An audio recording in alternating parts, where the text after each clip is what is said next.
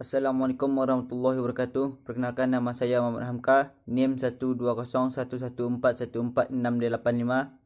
jurusan Tadris PSA kelas 2A, mahasiswa UIN Suska Syarif Sultan Syarif Qasim Riau, dosen pengampu Bapak Nurdiansyah MPD, mata kuliah Pendidikan IPS. Baiklah, pada materi kali ini saya akan membahas mengenai teori pendidikan IPS. Yang pertama iaitu menurut Numan Sumantri tahun 2001 nomor 182.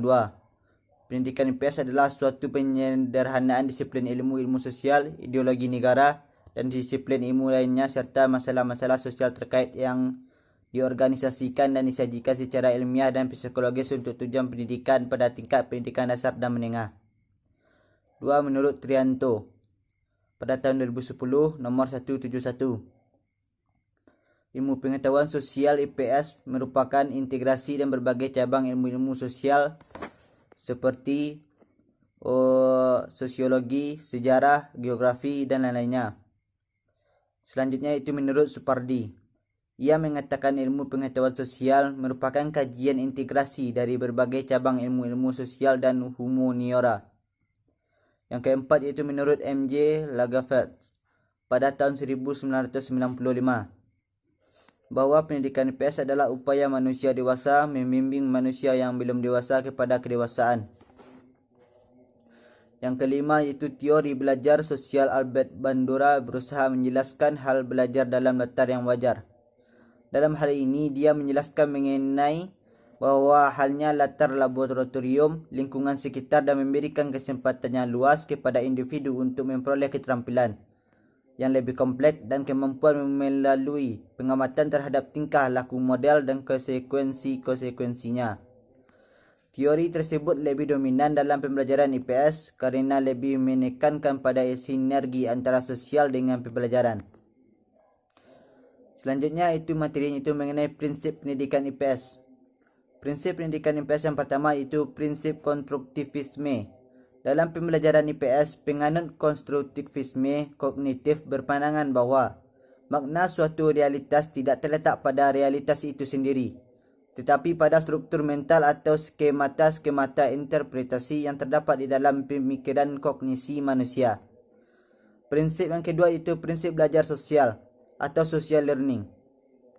Gejala kepatuhan warga masyarakat terhadap tata nilai masyarakat sehingga mereka berperilaku serasi dengan harapan-harapan sosial sesuai dengan peranan dan disandang oleh masing-masing warga disebut konformitas.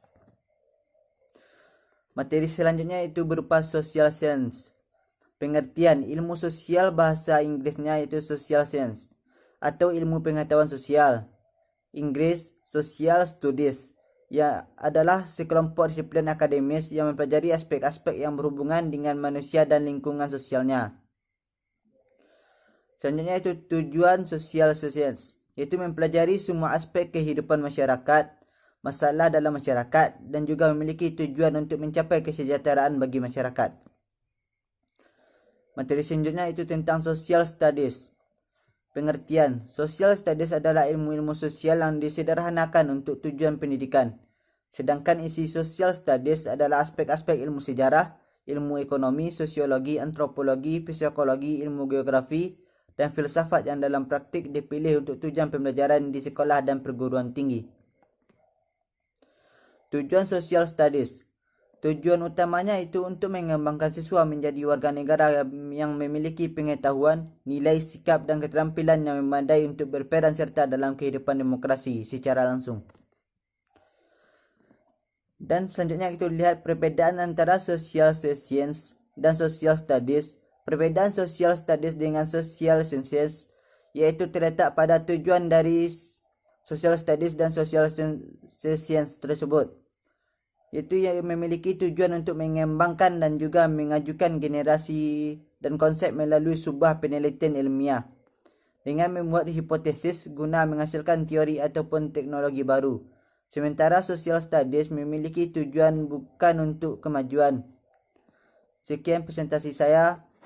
Semoga dapat bermanfaat. Assalamualaikum warahmatullahi wabarakatuh.